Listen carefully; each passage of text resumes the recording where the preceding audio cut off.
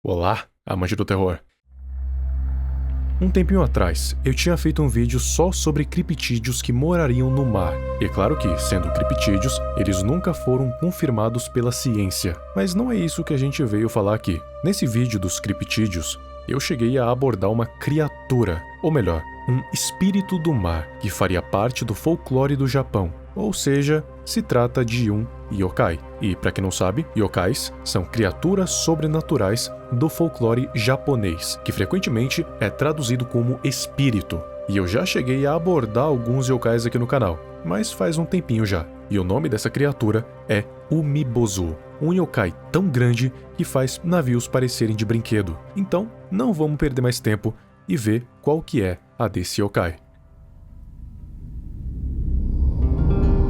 De acordo com as lendas que existem lá pelo Japão, o Umibozu, como eu já tinha dito, é um espírito da água, do folclore japonês, que apareceria lá pelas cidades do litoral, o que é bem conveniente considerando que essas cidades são mais perto do mar. Daí, ele conseguiria aparecer com mais facilidade para mais pessoas, e aparece por lá desde o período Edo do Japão, que foi de 1613 até 1868. O nome dele significaria algo como monge do mar, porque vem da união de Umi, que significa mar, e Bozu, que é o caractere de monge. Então, monge do mar. Tá, a gente sabe que ele é do mar, mas por que monge? Porque algumas descrições do Umibozu apontam que ele lembra os monges budistas. Tanto que ele fala com uma voz baixa, de cabeça abaixada, como se estivesse recitando um mantra. E o que ele faz exatamente? Bom, isso depende. Algumas pessoas dizem que um Umibozu se alimentaria do medo daqueles que se aventuram no mar. E convenhamos, se você tá no mar e vê uma coisa dessas, a primeira coisa que você sentiria era medo. Mas consideremos que você já tenha visto coisa pior e não sente medo de um Umibozu. Nesse caso, você iria poder seguir viagem normal, porque ele não iria te atacar. Mas outros dizem que um Umibozu iria exigir tributos, geralmente toda a comida que a tripulação tem no barco, sem exceção. E o que aconteceria se a tripulação não atendesse o pedido dele? Simples, ele iria amaldiçoar o barco e todos os tripulantes, destruindo tudo e levando todos os humanos para as profundezas do mar. Algumas das lendas contam que o Umibozu também teria a habilidade sobrenatural de causar redemoinhos nos litorais, assim puxando tudo que tiver em volta para o fundo do mar também, seja coisas, seja pessoas. Então, recomendo tomar muito cuidado quando for navegar pelas cidades litorâneas do Japão, porque lá residem monstros que podem te levar para as profundezas do mar, sem você nem mesmo ver o que te atingiu. O Umibozu seria capaz de tomar várias formas diferentes. Dizem até que poderia se passar por algum parente seu, puramente para te enganar. Mas ainda assim, a forma mais conhecida e descrita do Umibozu é a de uma criatura humanoide com pele escura de mais ou menos uns 30 metros de altura. Uma estimativa baseada do tamanho dele em comparação com os navios que velejam pelo litoral. Inclusive, uma curiosidade interessante é que,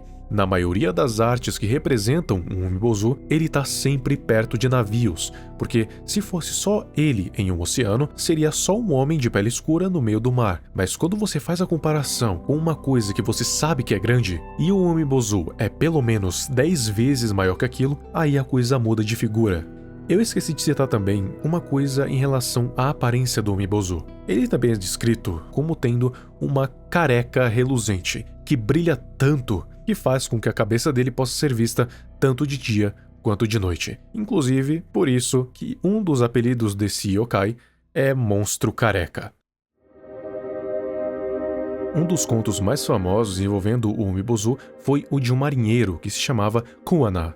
Ele data lá do período Edo, bem no auge da lenda do yokai. Naquele lugar, tinha uma regra bem restrita, que falava que era estritamente proibido navegar sozinho, tem que ter pelo menos mais uma pessoa junto. Mas Kuana não era muito de seguir regras, então ele decidiu simplesmente ignorar essa e seguir sozinho pelo mar adentro. Ele estava bem certo do que ia fazer lá, mas digamos que não demorou muito para ele encontrar o tal monge do mar. Só que ao contrário de outros encontros em que o Umibozu pede todos os alimentos que tem no barco, dessa vez ele fez uma única pergunta: se o marinheiro via algo na forma dele que fosse assustador.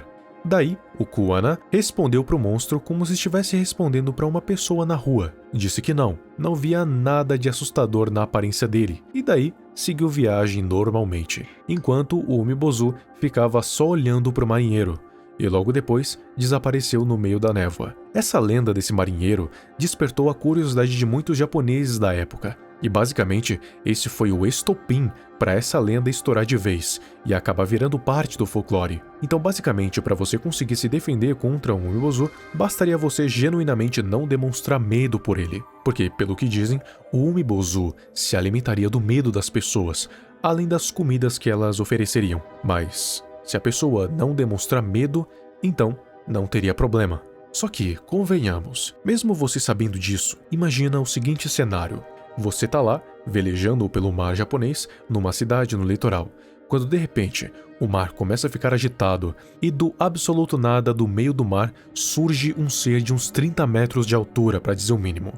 E aí, será que você não iria ficar com medo? Acho que o que acabaria acontecendo seria o mesmo que acontece com todos os outros. Ou o seu barco iria afundar, ou você iria morrer de fome por ter que dar toda a sua comida para esse ser.